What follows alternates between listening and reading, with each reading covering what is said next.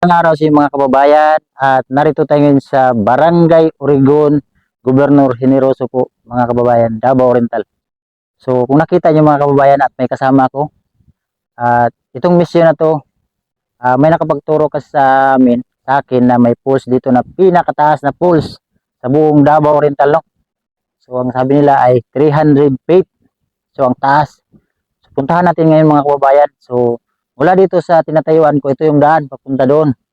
So, dito din nyo makita yung kahoy na almasiga, yung ginagawang ilaw pag gabi, pag walang ilaw yung mga tao, no? So, abangan nyo ako dito sa part 1, pag-akyat namin sa kagubatan, part 2, kung saan nyo makita yung daanan kung papunta ng falls, at ang part 3, makita nyo doon na falls na talaga, no? So, abangan nyo doon dito sa aking YouTube channel. So, samahan nyo ako mga kababayan sa ating misyon. At hindi lang ang pagtulong natin ng ating ipakita sa inyo, no? Pati na yung magandang tanawin dito sa Pilipinas. Kasama ko si Buboy, si Peter, at saka si Ukong, at saka si Tata. So sila po yung kasama ko kasi sila yung nakakaalam dito sa lugar na to. So tara po mga kababayan.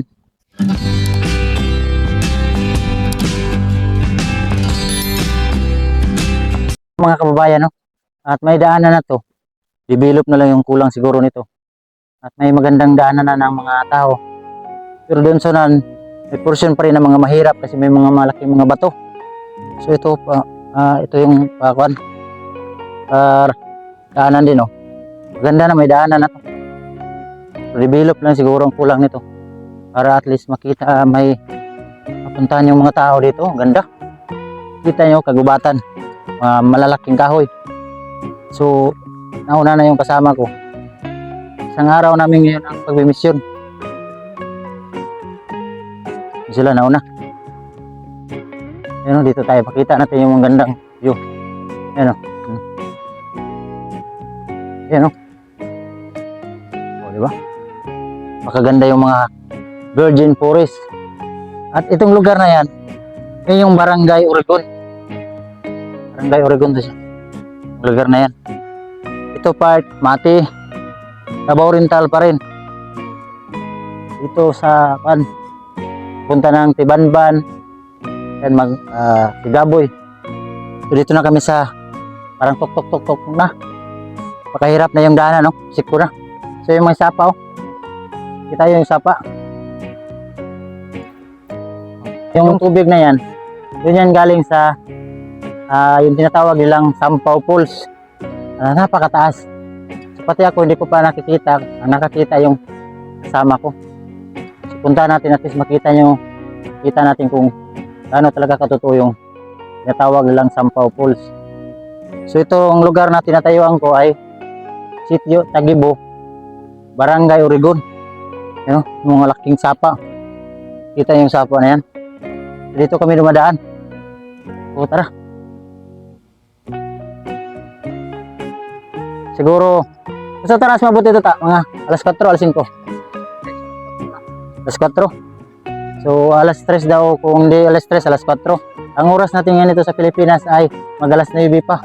Isang araw talaga ang lalakarin natin ngayon. So, abangan nyo doon sa puno ng tinatawag na almasiga. May kahoy na almasiga dito na ginagawang ilaw. Ayan, o. Lalim. Oh. Ang marinig mo lang dito ay mga huni ng mga ibot.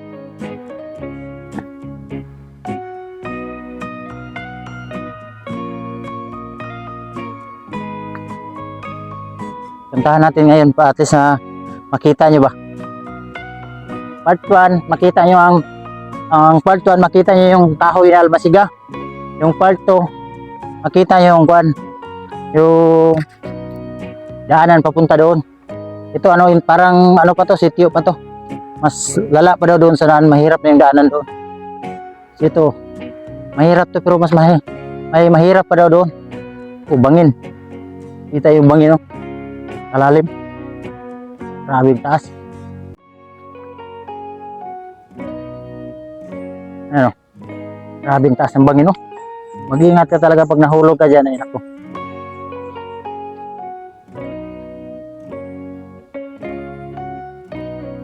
Siyempre mga kababayan, no? Kahirap yung daan. Kasama ko nauna na.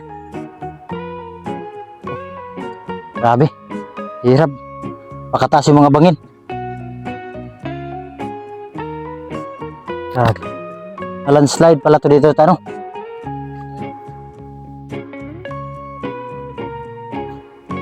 Wala na pong nakatira dito. Wala mga bahay. Ayun. Grabe, delikado eh.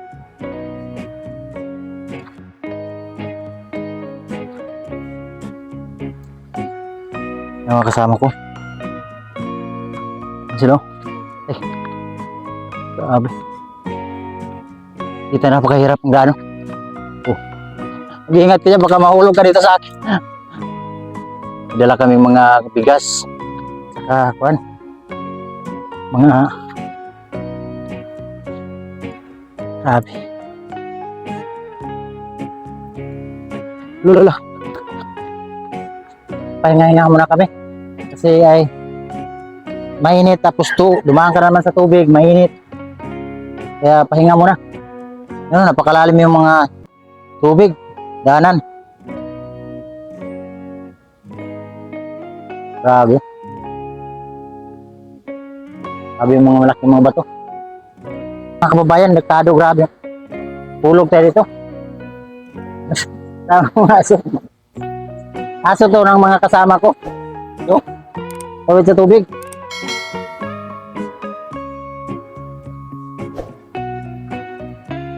Grabing lalim eh. Lalim din, no?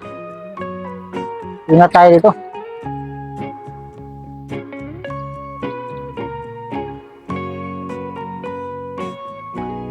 Ito na yung pools na kuan. Yung puntahan natin. Puntahan natin yung puno nito.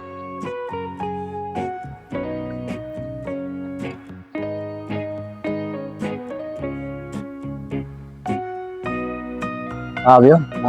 Yan. Kababayan, no? Nakita niyo yung sapa at napakalaki. Ito po yung sapa na nakita niyo dun sa vlog ko na yung tulay na naputol. Nasaksihan natin talaga na nakita natin naputol. Dito to galing. Nakita nyo? Parang 6 lanes na. So nangasira yung mga kalikasan. Sira yung mga kakahuyan na landslide. Landslide, oh. Grabe yung laki na ng sapa, oh. Ano to dito mga kababayan? Sitio Tagibo, Barangay Urigon. So, at least makita ng mga tao na ganito yung nangyari dito sa Tagubatan. Kaya hindi natin pwede galawin yung mga puno ng kahoy para hindi maging ganito. Pag putulin kasi natin yung mga kahoy, halimbawa ganito, putulin natin to, wala nang kakapitan yung kuwan. Yun, ganito ang mangyari pag putulin natin yung mga kahoy. Kaya sana mamutol ang kahoy, sana wag natin ipagpatuloy kasi para hindi tayo maging ganito. Yun, ito na yung nangyari. So at least pakita ko sa inyo mga kababayan, no? So ang oras alas 12 pa, 3 oras na kami naglalakad po mga kababayan. So yun po mga kababayan, no? At magsayang muna kami kasi alas 12 na, nagugutom na po kami. At may dala kami mga bigas. Ayan, dala kami bigas, kardero, saka hanap pa kami ng mga masaing nga namin dito. Ayan, gutom.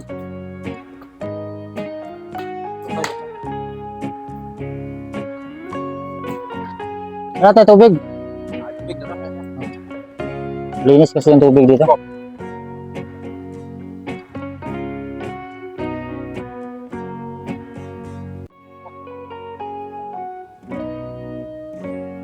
Bigas dala namin, no?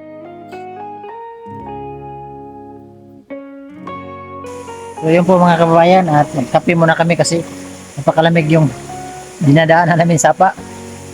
May saing siya pong. At ang kasama ko yung, kung naalala niyo yung vlog ko na si Kuya na gumagawa ng duyan, sa aming kasama ngayon, ayan ang si Kuya. Ayan. Oh, pugi daw. So siya po yung guide namin dito sa Kagubatan kasi sila yung nakakaalam ng kung saan yung falls na puntahan namin. So dahil tanghali na at nagluto muna kami ng kanin para mas makakain kami, no. So may dala kami mga ulam, ayan, mga lamas, ayan. Yung lutuanan. At saka nagkakape muna kami. Napakalayo na po to, galing doon sa Barangay Origon, siguro mga 3 hours na. 3 hours o 4 hours ang nilalakad na namin. Ang oras na dito ay 1:00 na. So gutom na. So bilisan mo yan, kuya. At si Okong nagkape. Nadala kami mga habol, mga unan. Ay, tawag nun, habol. Damit para mga duyan. Kung saan kami magabihan, doon kami maghinto. At tuloy tayo sa ating paglalakbay ngayon. Kape muna tayo. Ito. Stick na kape. So yun po mga kababayan, at nahinto kami dito sa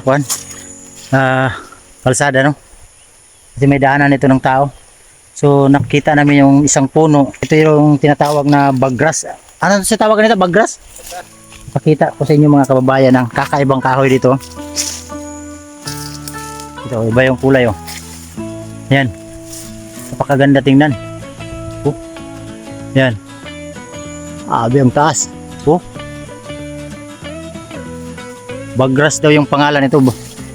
Sabi ng mga kasama ko. Ganda, oh. Kaya kakaiba tong puno na to. Ayan, oh. Yan. Sobrang taas. Ayan, oh. Abe, taas. Yung puno niya, oh. Yan. Ito yung mga na hindi pwede na putulin. So ito mga kababayan, oh. Tutuloy pa rin kami sa aming paglalakad. So kasama ko ngayon pa rin yung mga aking kasama, no. So sila kasi yung nakaalam dito. Ano, mga malaking kahoy, oh. So ito yung mga kahoy na dapat natin proteksyonan. Ito mga ganito. Proteksyonan talaga natin to pag hindi natin na-proteksyonan to. Baka may mga tao magputol. Sayang. Delikado na yung mga nakatira doon sa baba. Wala nang humawak sa bundok. So alagaan natin itong mga puno. Kasi virgin forest pa to dito. Sabi yung mga kahoy.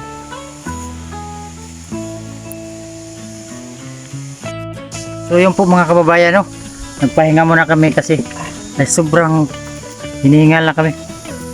Kasi bago lang kami kumakain dun sa dun sa kilid ng sapa. So tuloy pa rin kami sa aming paglalakad papunta doon sa ang direksyon muna namin ngayon yung puno ng almasiga. At least makita nyo din yung tinatawag na almasiga na kahoy. So yun yung ginagawang ilaw. Halimbawa wala kang ilaw, pwede mo yun gawin. So grabe po ang pawis kasi napaka init. Yun sa likuran ko sapa at walang tubig, oh. Ito yung dinaanan ng mga napakalaking baha. Ayan. Ayan. So interview natin si Tata. Pasapin natin ito kasi sila talaga yung nakakaalam siya. Nala ko pangutana si mo kaning tubig kaning ginatawag ninyo sampaw. Pila dyan ni kadupa ba na nimo? Pagkakuan 300 feet euro. Oh. Kayo? 300 feet daw yung taas.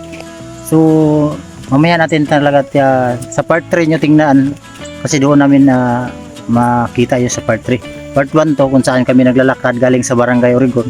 Isang araw na po yung linalakad namin kasi galing kami dun sa Barangay Origon mag-alas 8. So ang oras ngayon mag-alas 3 na. So mag-stop over kami doon kami matulog sa puno ng almasiga para bukas ng umaga tuloy kami doon papunta kung saan yung falls, no. So ngayon ipagpay niyo po kami sana ay ligtas yung paglakad-lakad namin doon sa kagubatan kasi po ay wala ka talagang bahay makita dito at wala ding mga tao nang nakatira. So kagubatan na po to. Kung nakita nyo sa napakalaki yung mga kahoy. Yan. Doon pa kami sa tuktok sa kabilang bundok na yan. Doon pa kami sa kabila. So, pili nyo po ang kasama ko. Kaming lahat. Baliwalo kami ngayon. May mga aso kaming kasama. So, abang-abang po mga kababayan doon sa puno ng almasiga, no? Mga kababayan, no? At pakahirap yung daanan.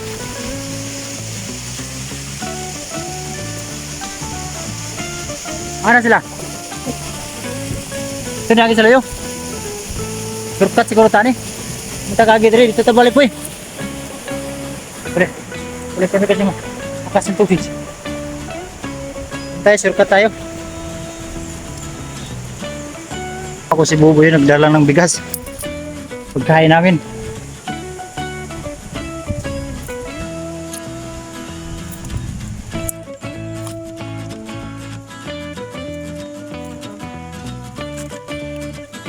Hinay ba yan? Mahulog ka?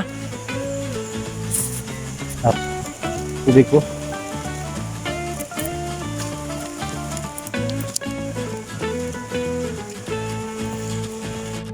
Grabe po yung daanan, no?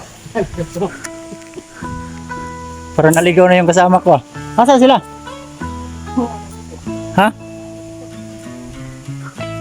Grabe, sobrang hirap po. Yan. Napakalaki yung mga bato. Munting ingat talaga tayo dito.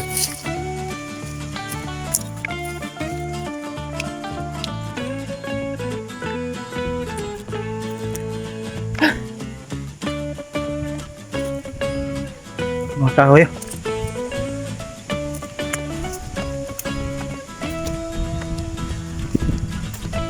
Sinsya na po sa ating kamera na magalaw kasi napakalaki yung mga bato dito.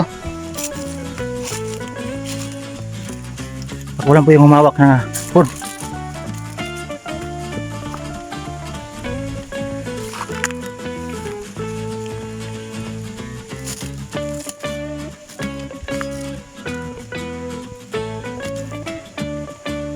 Sabi, hirap ng daanan. Mga malaking bato.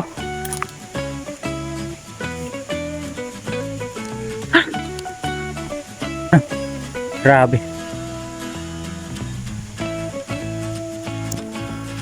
Nawasak yung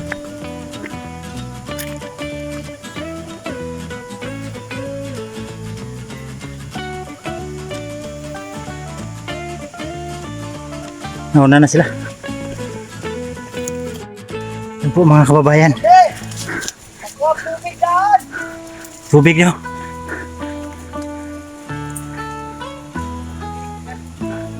Yan na sila. Paakyat na po kami. Akyat na kami. Oh. Grabe po. Ang taas. Doon. Sa tuktok na. Ito ang akyatin namin papunta doon sa puno ng almasiga. So, ito yung daanan din papunta doon sa pools. Doon na sila nauna. Hingal ako. So, tara po. 30 minutes yung inakyat namin. Oh, grabe. Napakatuktok. Tingnan mo yun. Ayan. So, ito si Kwan. Okay lang kayo? Okay na. Okay na. Kaya pa? Kaya. Laban. Laban. Ayan, laban talaga tayo. Para makita lang yung ating pulse dito. Puntahan natin kahit kaano kalayo. Alas 4 na po mga kababayan. Galing kami sa Oregon alas 8. So nakita nyo parang ang dilim-dilim na. Kasi mag alas 4 na. So tingnan nyo pong damit ko. Sobrang basa na po. So kahit ganun pa man, tuloy pa rin tayo sa paglalakad, no? So tara po. Grabe. Sobrang tuktok po mga kababayan. Parang Gusto ko na bumalik pero malayo pa rin pag bumalik ka. So, tuloy lang tayo. Ha? Ground pa ka? Ha? Ground pa ka na? Busy, may busy na. Lalaki. Oh. Kain kahoy lang, kahoy. Yan, kaya pa rin. Ikaw.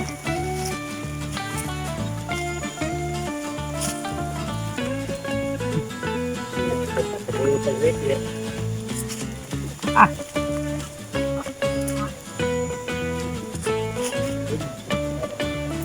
So hindi po ang daanan ganun na. Patay. May pagkahirap po mga kabayan. Minalas namin ngayong araw. Ito sila mga kababayan sa taas. Nauna. Oh. Layo pa ta. Layo pang patag rin. Grabe. Ah, grabe. Paway sa ta. Kapoy kayo. Grabe. Nakita niyo po mga kababayan, napakalaki yung mga kahoy. Oh. Ayan o. Ayan. Grabe ang layo. Biruin mo yung isang araw naming linalakad. Hindi pa rin kami dumating. So, yun po mga kababayan, at pahinga na kami muna dito sa taas. Sobrang taas po ang dinadaanan namin. So, doon pa daw kami sa asa tata. Pampaw. Katupang Bukira. Kato. Buhay kayo. Panglas. Katupang pikas ng Bukira. Oh. Kana, doon pa na. Kato na to. Layo pa na. Oh. Doon pa daw sa kabila po mga kababayan, sa yung nakita yun sa yung parang buntod-buntod na yun, doon pa sa kabila.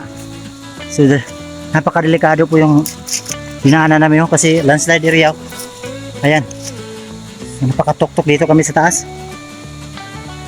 Diyan kami na umakyat kanina. So, grabe na landslide area dito. So, kung nakita nyo yung kahoy na yung tinatawag na bagras, yun, parang may pintura. Yun na yung po bagras ano? Oh, ito mga tanggili to. Yakal ni. Yakal ito ng mga kahoy. Oh. Napakatibay ng mga kahoy. Ayan. Mga yakal. Tingnan nyo, pag may mga kahoy, hindi ma-landslide kasi dito, kapitan kahoy. So, dapat proteksyonan talaga natin yung mga kahoy sa kagubatan para hindi maano yung mga tao doon sa baba. Lagaan natin yung mga puno. Yo, kanang mo na bagras no. Kato. Bang. May mga pintura. Pinakarato. Ayan pa sa asa. Ada ko lang taas tayo na ro. Nabukir sa nahan ro. So, pahinga muna kasi naligo na ako ng pawis. Po mga kababayan, at napakaganda yung mga kahoy at virgin forest. So lahat ng kahoy makikita mo dito ay yakal, tugas, magguno, kamagong, at saka yung tinatawag na bagras, yung parang may pintura na kahoy. So ayun mga malalaking kahoy. So ito dapat ang bantayan natin, proteksyonan para hindi mapuntahan ng mga illegalista, no? So kasi pag ito yung naputol, may tendency yung mga tao doon sa baba ay mabaha, malandslide, kaya nagkabaha. Malaki yung mga baha kasi pagpuputulin tong mga kahoy. Ito yung dapat natin proteksyonan, no? So ilang buntod na po ang dinaanan namin. Tuloy pa rin kami sa paglalakad. So yun mga kababayan, no? Hapon na, mag alas 5 na.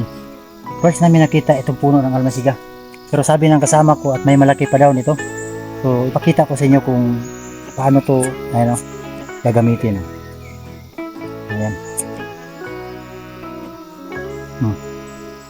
Diba? Pwede po to maging gawing ilaw. Ayan, no? Dito po to galing, oh. Ayan. Sa puno niya. Tuluan ka na buka. Diba? Parang pwede na maging ilaw. Ilagay mo lang to sa lata. Pwede na yan maging ilaw. Ayan, oh. Dito. Pili ko ba ka nang mapasok yan? Dito.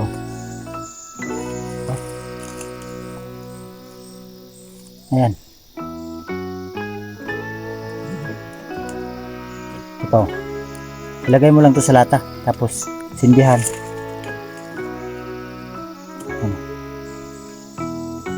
Di ba? Pwede na maging ilaw. Pero napakataas po nito mga kababayan. Napaka laki ng puno ng almasiga. Pero sabi, puntahan natin yung pinakamalaki nito kasi ito yung nadaanan lang namin. May malaki pa daw nito, sabi ng kasama ko na si Lala Tata. Doon tayo sa unahan. So tara po. So yun po mga kababayan. At dumating na kami dito sa pinakamalaking puno ng almasiga. Kanina yung first natin na nakita, maliit lang yun. Ganun siguro kalaki. Pero ito na yung pinakahiganti. Oh. Mas malaki pa to sa gram siguro dito. Ha? Mas malaki pa sa tangki ng yung gasolinahan. So, ipasok natin ito. Gawin na maggawa tayo ng parts. Mga tayo. Try yung gawin natin ilaw.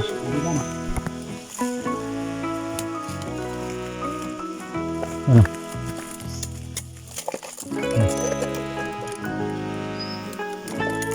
Kuha tayo para mamaya pag magabihan tayo hindi na mailaw tayo kasi madilim.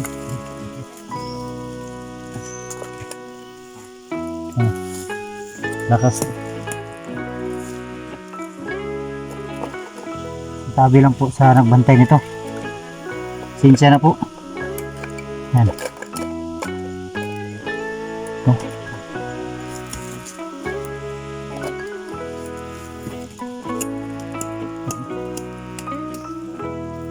Ito lang yung makakita sa Davao Oriental dito sa Barangay Urigon. Sobrang laki po ng puno na to. Pero kahit ilang siguro mga 6 na tao yung umawak nito. Oh. Diba may ilaw na ako. Mamaya pag gabi, ito yung gagamitin namin. Lagay lang namin doon sa lata. Oh. Yan. May ilaw na tayo mamaya. Lagay ko dito ha. Tapos ang humakaw. Ha? Tapos ang humakaw tungkol. Mas malaki pa daw to sa kung nakita niyo yung puno na may tawag itong kahoy Humakaw. yung sa Governor Generoso ano? Centennial tree yung puno na yung natumba, yung nabagsakan yung mama at papa yung natulungan natin, yung may 2 bata na naiwan parehas na sila kalaki pakalaki to, so, diba? So ilaw na Tapos ba na to? Hindi na kami pag ilaw mo. tama na to Dito na gabi. para niya gabi no? Oo. Kumuha kami nito para may ilaw kami mamaya. Diba?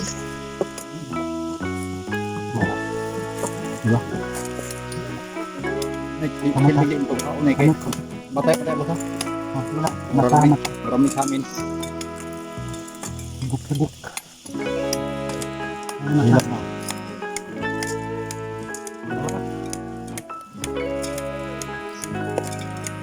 Tingnan niyo po mga kababayan, no? May ilaw na tayo. Ano naman dito? Nakalaki yung puno. Diba? May ilaw na tayo. Yun yung ilaw namin mamayang gabi. Kaya kumuha kami ito sa puno. Sobrang laki. Pakita mo.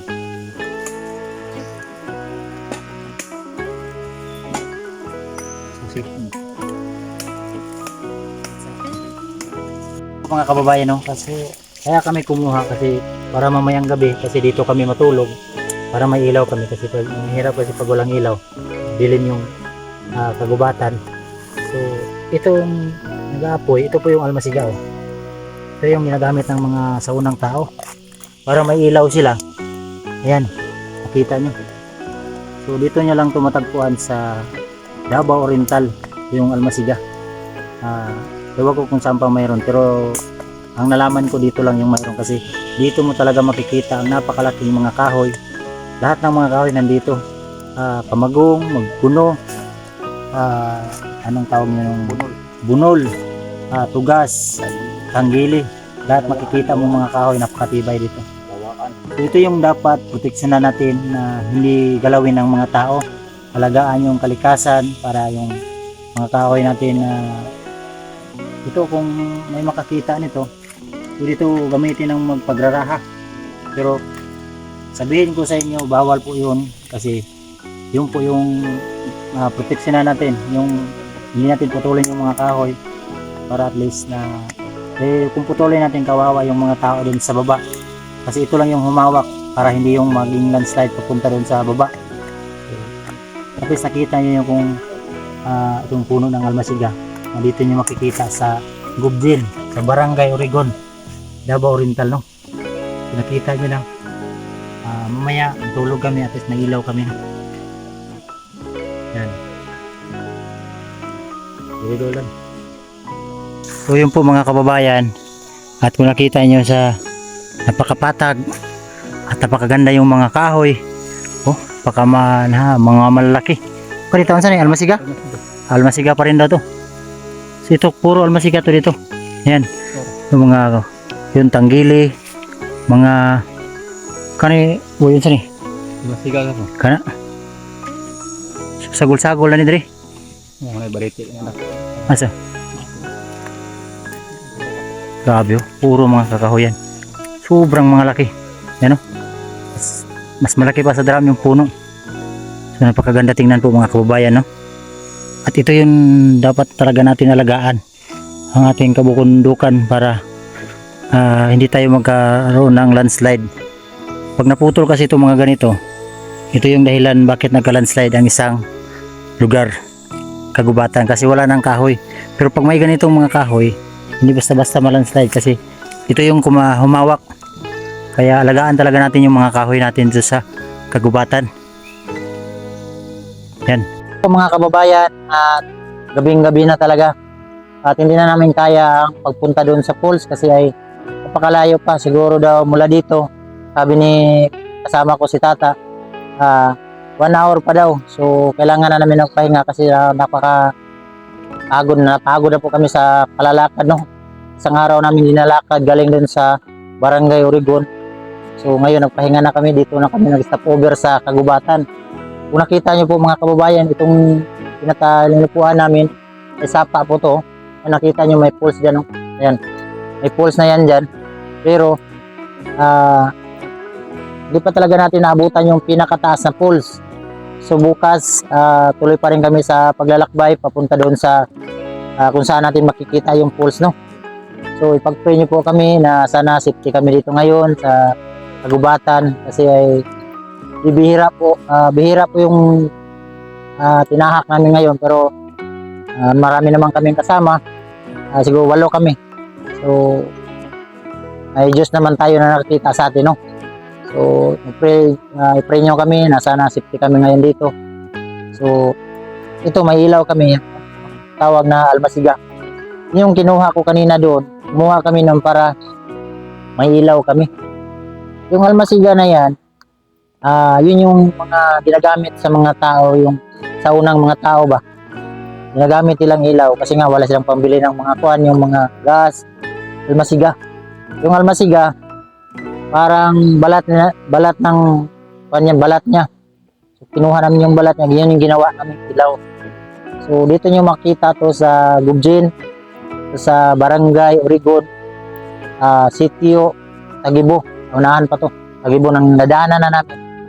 So malapit na kami sa falls, pero 1 hour pa daw. Bukas na namin ipagpatuloy yung aming misyon. So sana ay ligtas kami dito. Yun nga, inulit ko na hindi tayo matatakot kasi may Diyos tayo, no.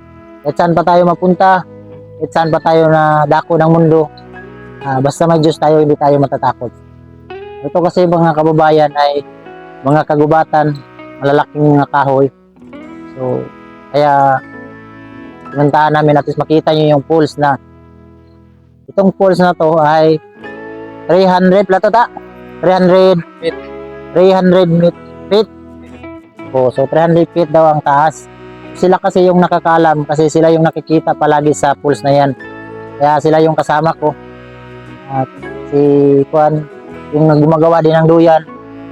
Sila Buboy, sila Peter, yun yung kasama ko ngayon.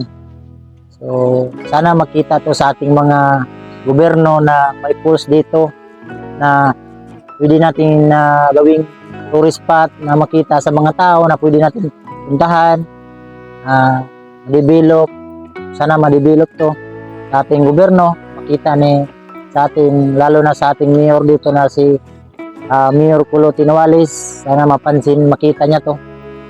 At pakalaking kwanto. Hindi pa siguro nakita to sa mga ulo na laman nila na mayroon to, pero hindi pa talaga nila nakita sa personal, no? So sana mabigyan natin to ng pansin tong pools na to. So bukas pagpatuloy natin yung misyon, ang part 2, no? Ito yung part 1 kung saan kami nabutan ng gabi. So may ilaw kami na malakas. So again, maraming salamat sa mga viewers, sa lahat ng tumutulong sa akin, maraming salamat. At dito ko na lang tatapusin ang vlog na to. At God bless yung lahat. Bye bye po. Bye bye. Bye.